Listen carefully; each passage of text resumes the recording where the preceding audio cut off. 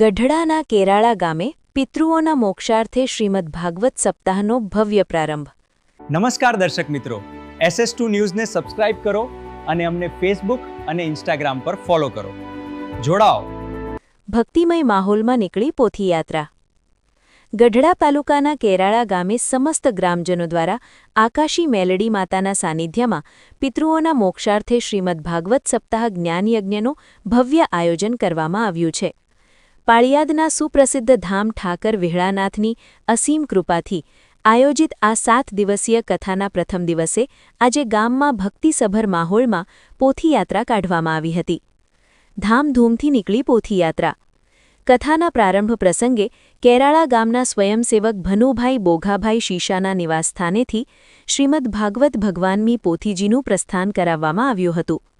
આ પ્રસંગે ગામના વડેલો, ભાઈઓ, બહેનો અને માતાઓએ મોટી સંખ્યામાં ઉમટી પડી અબીલ ગુલાલ અને કંકુથી પોથીજીના વધામણા કર્યા હતા। સમગ્ર ગામ જય શ્રી કૃષ્ણ અને જય મેલડીમાના નામથી ગૂંજી ઉઠ્યું હતું। આ પોથીયાત્રા ગામના વિવિધ માર્ગો પર ફરી હતી, જેમાં રામજી મંદિર, રામદેવ પીર મંદિર અને શ્રી કાશી વિશ્વનાથ મહાદેવ મંદિર ખાતે ભગવાનના દર્શન કરાવાયા હતા।